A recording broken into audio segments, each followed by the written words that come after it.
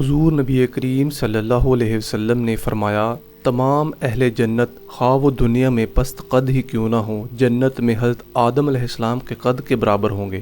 حضرت آدم علیہ السلام کا قد 60 ہاتھ کا ہوگا، ریش و برودت کے یعنی داڑھی مونچھ کے بغیر۔ ان کی گہری سرمگئی آنکھیں ہوں گی، ان کی بیویاں سب یکساں قد کی ہوں گی۔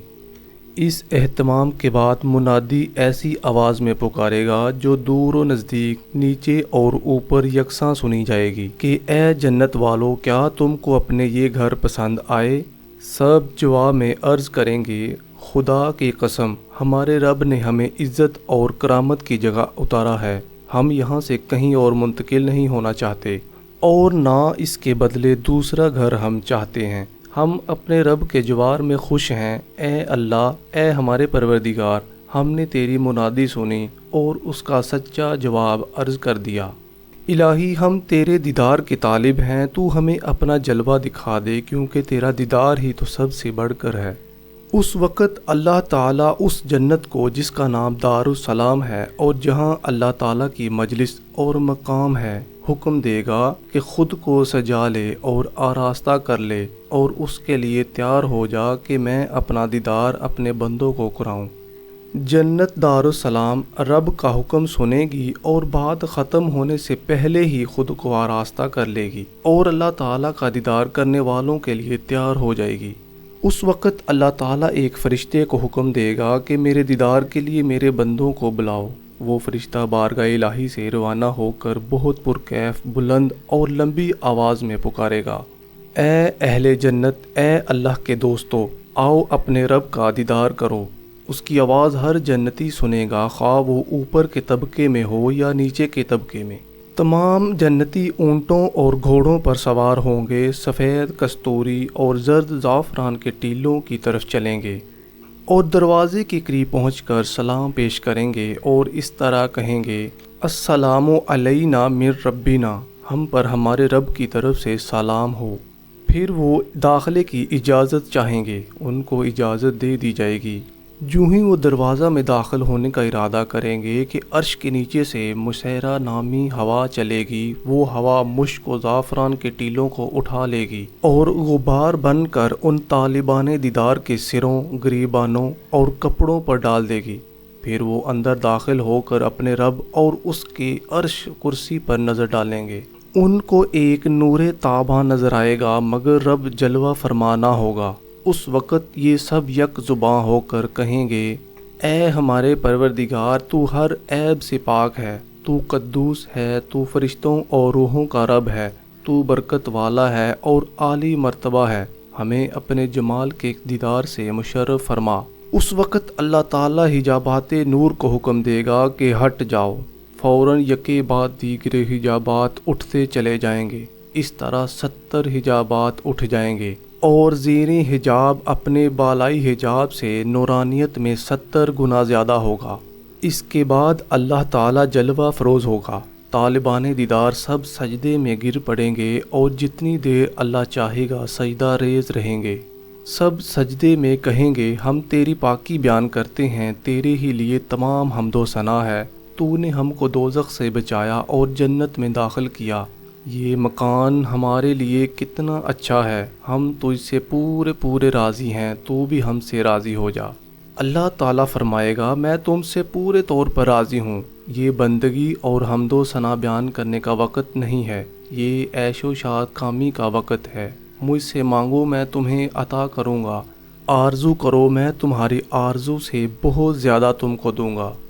حضور علیہ الصلاۃ والسلام نے فرمایا، اہل جنت دل ہی دل میں آرزو کریں گے کہ اللہ تعالیٰ نے ان کو جو کچھ عطا فرمایا ہے وہ ہمیشہ قائم رکھے۔ اللہ تعالیٰ ان کی آرزو کے جواب میں فرمائے گا کہ جو کچھ میں نے تم کو عطا کیا ہے اور اسی کی مثل و مانند جو کچھ عطا کروں گا وہ سب تمہارے لیے قائم و دائم رکھوں گا۔ اہل جنت اللہ اکبر کہتے ہوئے سر اٹھائیں گے اور رب العزت کے نور پاک کی شدت سے اس طرف نظر نہ اٹھا سکیں گے۔ اس مجلس کا نام مشرقی قبا عرش رب العالمین ہوگا۔ اس کے بعد رب العزت ان سے فرمائے گا، اے میرے بندو، اے میری قربت والو، میرے دوستو، میرے محبو، مجھ سے محبت رکھنے والو، اے وہ لوگوں جن کو میں نے اپنی مخلوق اور اطاعت گزاری بندوں میں سے منتخب کیا، مرحبا مرحبا۔ اس کے بعد ان لوگوں کو رب العزت کے عرش کے نیچے کچھ نورانی ممبر نظر آئیں گے۔ ان ممبروں کے نیچے نور کی کرسیاں ہوں گی، ان کرسیوں کے نیچے فرش پر غلیچے اور غلیچوں کے نیچے مسندیں ہوں گی۔ اللہ جل جلالہ فرمائے گا، آؤ اور حسب مراتب بیٹھو۔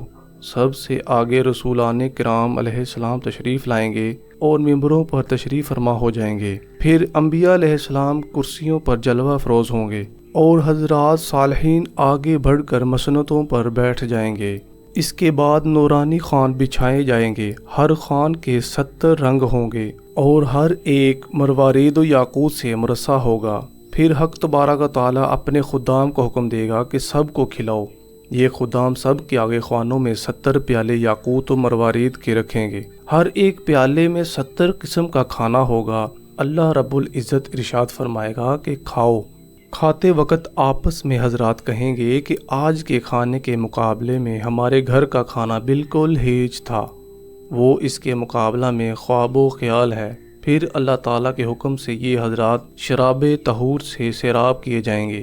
اس وقت اہل جنت آپس میں کہیں گے کہ ہمارے مشروبات تو اس مشروب کے مقابلے میں ایک خواب و خیال ہیں۔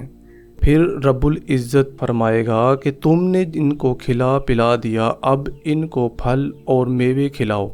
اہل جنت ان پھلوں میں سے کچھ کھائیں گے اور کہیں گے، ان پھلوں کے مقابلے میں ہمارے دنیا کے پھل بالکل ہیج اور بے حقیقت ہیں۔ اللہ تعالیٰ خادموں کو حکم دے گا کہ تم نے ان کو کھلا پلا دیا، میوے بھی کھلا دیے، اب ان کو لباس بہشتی اور زیور سے آراستہ کرو۔ خادم لباس اور زیور ان کو پہنائیں گے۔ اس وقت یہ لوگ آپس میں کہیں گے کہ اس کے مقابلے میں ہمارے زیور اور لباس بالکل ہیج تھے۔ یہ لوگ کرسیوں پر ہی بیٹھے ہوں گے کہ اللہ تعالیٰ عرش سے ایک ہوا بھیجے گا جس کا نام مسیرہ ہوگا۔ یہ ہوا زیر عرش سے مشک اور کافور کا غبار جو برف سے زیادہ سفید ہوگا ساتھ لا کر ان کے سروں، گریبانوں اور کپڑوں پر ڈال دے گی، جس سے یہ سب معطر ہو جائیں گے۔ پھر تمام خوان بچے ہوئے کھانوں کے ساتھ اٹھا لیے جائیں گے۔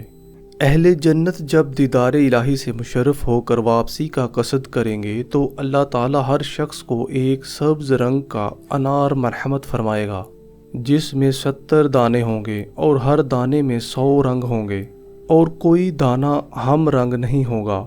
بارگاہ الہی سے مراجعت کے وقت وہ جنت کے بازاروں سے گزریں گے۔